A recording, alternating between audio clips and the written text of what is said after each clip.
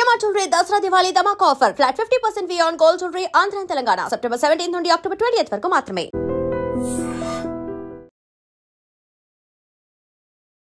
అయ్యో ఎంత కష్టం వచ్చిందో ఏమో. నోటికి ప్లాస్టర్ వేసుకుని ఊపిరాడకుండా బలవంతంగా ప్రాణాలు తీసుకుంది ఓ విద్యార్థిని.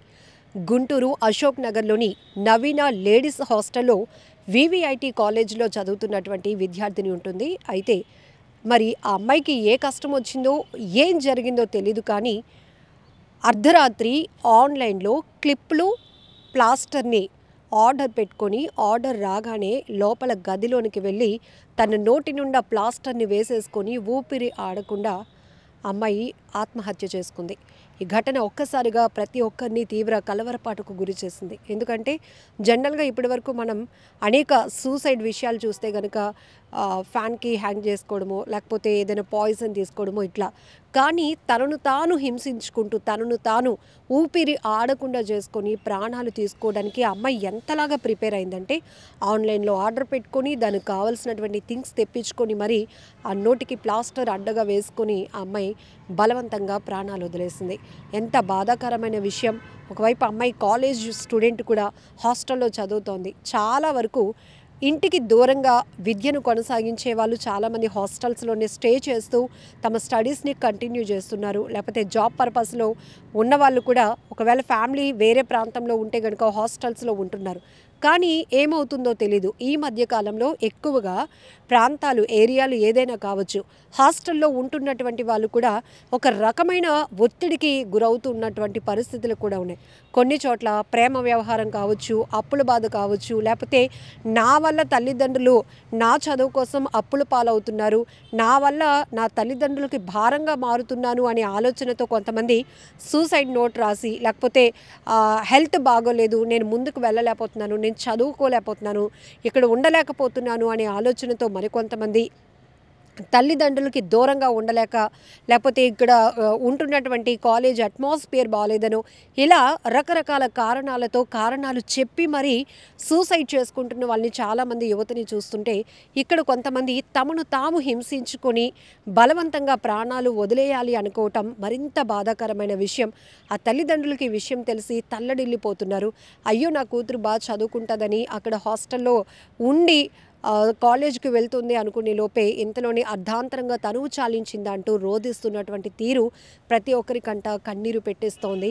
ఈ ఒక్క ఘటనే కాదు, ఈ మధ్యకాలంలో ఈ ఐఫోన్లు కొనివ్వలేదని, బైకులు కొనివ్వలేదని, బర్త్డేకి ఫ్రెండ్స్కి పార్టీ ఇస్తానంటే దానికి కావాల్సిన పాకెట్ మనీ ఇవ్వలేదని, ఇలా లేకపోతే ఇష్టమైన ఫీల్డ్ వైపు నన్ను వెళ్ళనివ్వటం లేదని, సినిమాలంటే ఇష్టం అటువైపు వెళ్తానంటే మా ఇంట్లో ఎవరు ఒప్పుకోవటం లేదని, ప్రేమ వైఫల్యం అని, వన్ సైడ్ లవ్ అని, లేకపోతే లవర్ వేరొకరితో వెళ్తోంది అనే విషయం తెలుసుకొని తట్టుకోలేకను, ఇలా కారణాలు ఏమైనా కావచ్చు.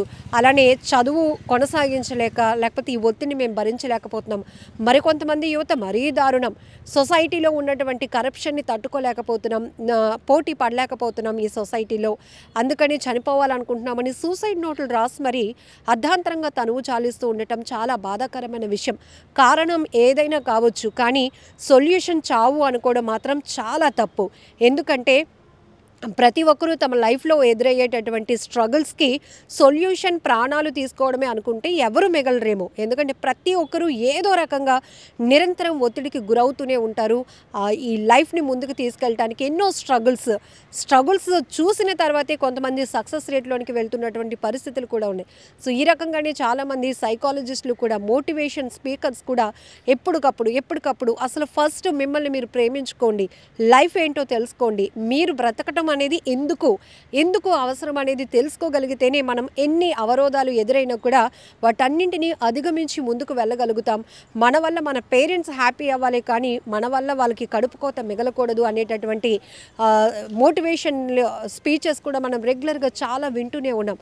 కానీ ఎంత బాధాకరం, ఆ క్షణంలో క్షణికావేశంలో నిర్ణయాలు తీసేసుకుంటూ ఇక చనిపోవాలి, మనకు వచ్చిన కష్టాన్ని మనం ఎవరితో చెప్పుకోలేం, తల్లిదండ్రులకు చెప్పినా ఫ్రెండ్స్కి చెప్పినా వాళ్ళు ఏమైనా సాల్వ్ చేస్తారా, ఇలాంటి ఆలోచనతో వెళ్తూ బలవన్మరణాలకు పాల్పడుతున్నారు. యువత ఎక్కువగా సూసైడ్కి వెళ్తూ ఉండటం చాలా బాధాకరమైన విషయం. ఇలాంటి సూసైడ్స్ మాత్రం బలవన్మరణాలు ఆగాలి. ఆత్మహత్యలకు కారణాలు కూడా చూస్తున్నాం.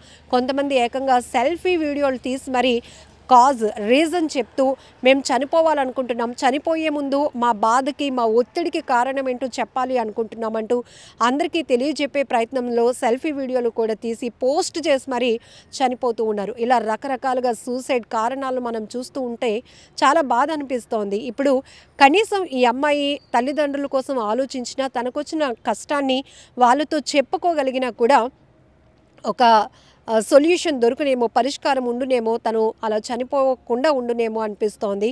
కానీ కొంతమంది వేరే ప్రాంతాల్లో హాస్టల్స్లో ఉంటున్న వాళ్ళు తల్లిదండ్రులకి చాలా గ్యాప్ మెయింటైన్ చేస్తున్నారు. వాళ్ళకి చెప్పినా వాళ్ళు ఏమైనా తీరుస్తారా, వాళ్ళే ఒత్తిడిలో ఉన్నారు, ఇలాంటి ఆలోచన.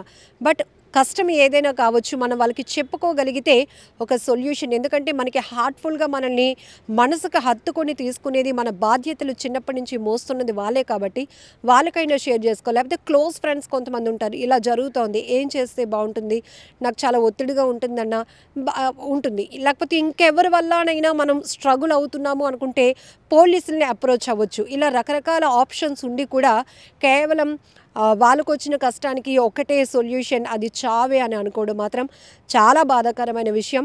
ఇది గుంటూరులో ఒక విద్యార్థిని ఇలా నోటికి ప్లాస్టర్ వేసుకుని తనువు చాలిస్తే, విశాఖలో ఒక అబ్బాయి ఐఫోన్ కొనివ్వలేదని తండ్రితో గొడవ పడి మరీ మనస్తాపానికి గురై ఫ్యాన్కి ఊరు వేసుకుని ఆత్మహత్య చేసుకున్న ఘటన తెలుగు రాష్ట్రాల్లోనే కాదు, ప్రాంతాలు ఎక్కడైనా కావచ్చు. సూసైడ్ల కేసులు మాత్రం విపరీతంగా పెరుగుతున్నాయి. అందులో యువత ఎక్కువగా ఉండటం చాలా బాధాకరమైన విషయం. నిజంగా ప్రస్తుతం ఉన్నటువంటి సమాజం దేనికి ప్రయారిటీ ఇస్తుంది? ఆర్థిక సంబంధాల చుట్టూ మాత్రమే తిరుగుతుంది. మళ్ళీ ఎన్నికలంగానే చాలా విరక్తి కలుగుతున్నాం. మంచి అనిపిస్తుంది కదా, లేడీస్ కూడా ఛాలెంజింగ్ జాబ్స్ చేసినప్పుడు చాలా బాగుంటది. ట్రాఫిక్ అసిస్టెంట్స్ గా నియమించిన ట్రాన్స్జెండర్స్ అందరితో సాల్యూట్ చేయించుకుంటున్నారు. ఫుడ్ డెలివరీ ఇవ్వటానికి వెళ్ళినటువంటి డెలివరీ బాయ్ అనిల్ పై కళ్ళ ముందు